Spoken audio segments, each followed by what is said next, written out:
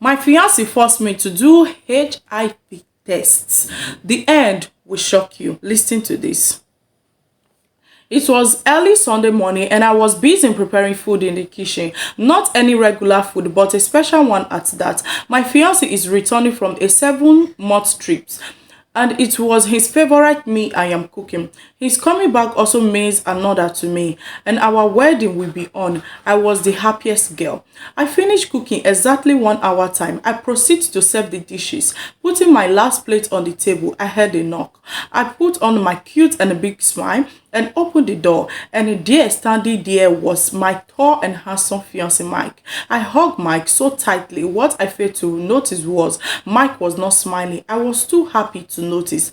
I took him to the dining hall where his favorite dish was served. I thought his facial expression means tiredness and hunger.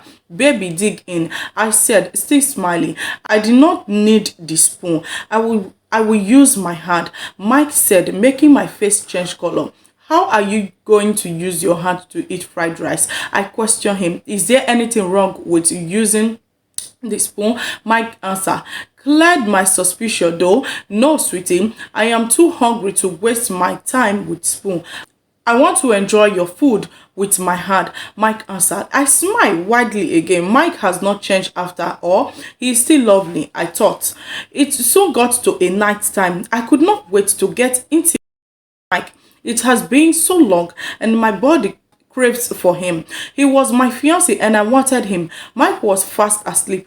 I approached him. I started touching his weak point. This time, Mike did not react. I persisted. Mike suddenly woke up, sat on the bed and looked straight at me.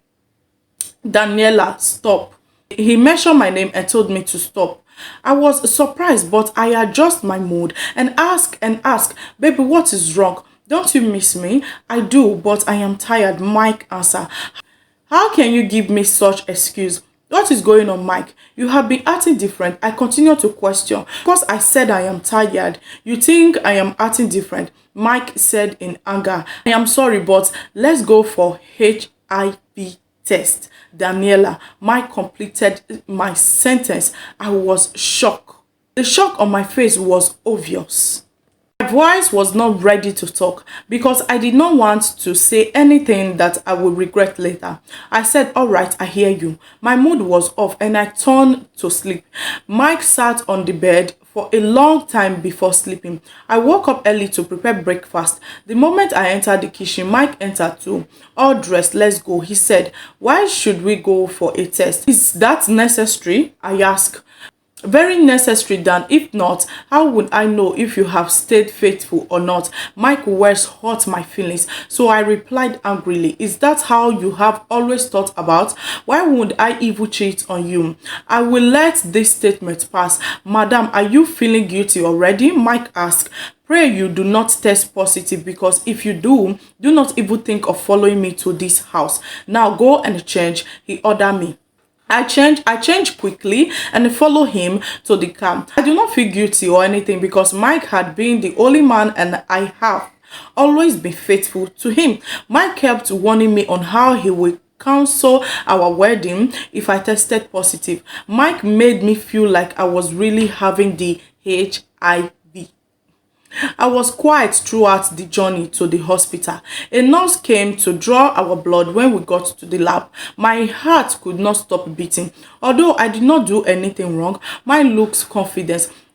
And for a moment, I thought this is a good thing because it can make us trust each other more. I relaxed. We waited for 3 hours before a doctor finally called us. The doctor was holding 2 envelopes. I told the doctor to read my first. He tore my envelope and said, you are positive. I felt suffocated, but before I could faint, he added, you are positive, but for ulcer, you have to eat well. You have to eat well. You have no HIV. I smile and I look at Mike. Mike asked the doctor to open his too. After opening it, the doctor's smile dropped. You have to take it easy, Mr. Mike. You are HIV positive.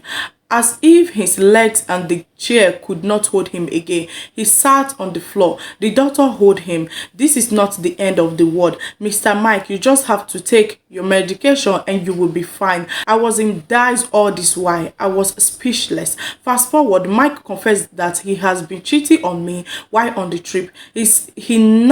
He knocked multiple guests. He thought I was doing the same and he was afraid I would infect him. I was like, how can this happen? He continued to beg me not to leave him and he is ready to marry me. If I leave him, he is going to buy himself. I called his parents to tell them. I am waiting for them to come back and leave the house. I mean, Mike would have done the same if I was in his position. I can't risk my life for a love that does not cherish me and cheated on me. Call me selfish, but HIV or AIDS are real. Whew, like seriously? So guys, what do you think about this story? Do you think she should go ahead and marry the guy, or she should just leave the guy as she said? What advice do you have?